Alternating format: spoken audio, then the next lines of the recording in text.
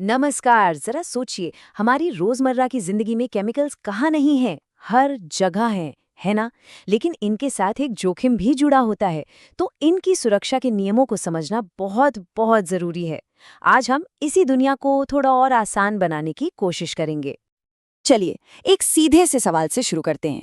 Screen पर जो ये दो तरल पदार्थ दिख रहे हैं, क्या कोई सिर्फ देखकर बता सकता है कि कौन सा पीना सुरक्षित है और कौन सा खतरनाक हो सकता है?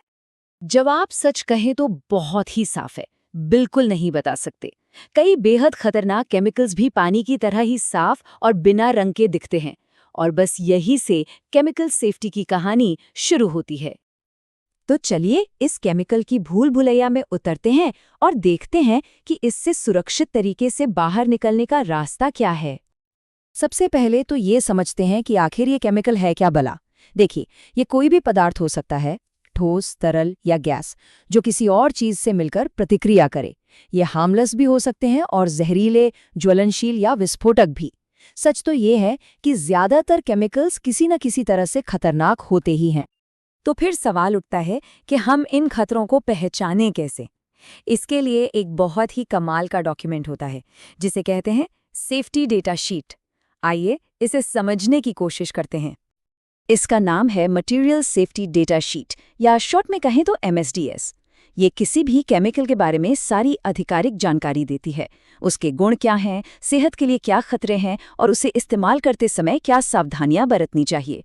आप इसे केमिकल सेफ्टी का इंस्ट्रक्शन मैनुअल भी कह सकते हैं। अच्छा, अब इस शीट को पढ़ते कैसे हैं? इसमें होते हैं कुछ कोड्स, जिन्हें रिस्क फ्रेज कहते हैं। ये कोड्स खतरों के बारे में बताते हैं, जैसे R1 का मतलब है सूखने पर विस्फोटक, और R5 का मतलब हुआ गर्म करने पर विस्फोट हो सकता है। और हाँ, जहां खतरे बताए गए हैं, वहीं उनसे बचने के तरीके भी। सेफ्टी फ्रेज कोड हमें बताते हैं कि करना क्या है। जैसे S1 का मतलब है ताले में रखें, और S2 का मतलब बच्चों की पहुंच से दूर रखें। एकदम साफ साफ निर्देश। अब देखिए, MSDS तो हमें गहरी जानकारी दे देती है, लेकिन अगर एक नज़र में खतरे को पहचानना हो तो उसके लिए हमें चेतावनी के संकेतों को पढ़ना आना चाहिए, जो सीधे केमिकल के कंटेनर पर लगे होते हैं। इसके लिए एक स्टैंडर्ड सिस्टम है, जिसमें खतरे के 5 लेवल होते हैं।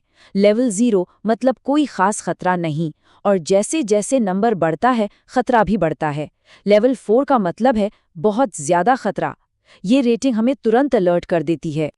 इन खतरों को 4 पैमानों पर देखा जाता है, जिन्हें अक्सर एक डायमंड सिंबल पर दिखाया जाता है। ये हैं स्वास्थ्य को खतरा, ज्वलनशीलता यानी आग लगने का खतरा, प्रतिक्रियाशीलता और कोई दूसरा खास खतरा। हर रंग एक अलग तरह के खतरे की निशानी है। ठीक है, तो जानकारी को समझना तो पहला कदम हो गया। अब देखते हैं कि इसे असल जिंदगी में इस्तेमाल कैसे करना है। किसी भी केमिकल को सुरक्षित तरीके से संभालने के लिए एक के बाद एक सही कदम उठाना बहुत जरूरी है। सोचिए, हर केमिकल की एक पूरी यात्रा होती है। सबसे पहले ट्रांसपोर्टेशन, फिर स्टोरेज यानी उसे रखना, फिर हैंडलिंग यानी उसका इस्तेमाल, और आखिर में डिस्पोजल यानी उसे नष्ट करना। हर पड़ाव पर सुरक्षा नियमों का पालन करना ही करना है। जब बात आती है स्टोरेज की, तो एक सुनहरा नियम है जिसे कभी नहीं भूलना चाहिए। केमिकल्स को हमेशा उनके खतरे के हिसाब से अलग अलग रखें, न कि ABCD के हिसाब से। जैसे आग पकड़ने वाले पदार्थों से ऑक्सीडाइजर को हमेशा दूर रखना चाहिए, वरना बहुत खतरनाक रिएक्शन हो सकता है। और भी कुछ जरूरी बातें हैं स्टोरेज को लेकर। लेबल हमेशा साफ और पढ़ने लायक हों। स्टॉक कम से कम रखें। खतरनाक केमिकल्स को कभी भी आंखों के लेवल से ऊपर न रखें। और हाँ, स्टोरेज वाली जगह पर हवा का आना जाना अच्छा होना चाहिए। अच्छा, अब जब आप किसी केमिकल के साथ काम कर रहे हों, तो कुछ बेसिक नियम हैं जिन्हें हमेशा याद रखना है। इस्तेमाल से पहले लेबल और MSDS को जरूर पढ़ना है। उसे अपनी त्वचा, आंखों या कपड़ों पर लगने से बचाना है। काम के बाद हाथ धोना है, और किसी भी केमिकल को बिना लेबल वाले डब्बे में तो कभी नहीं डालना। और यहाँ एक बहुत बड़ी चेतावनी है।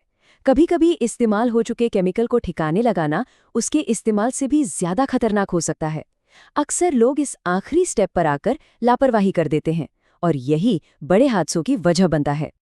तो मान लीजिए सारे सुरक्षा उपाय कर लिए गए, फिर भी एक आखिरी सुरक्षा कवच होता है जो सीधे सीधे हमारे शरीर की रक्षा करता है। हम बात कर रहे हैं पर्सनल प्रोटेक्टिव इक्विपमेंट यानी पीपीई की।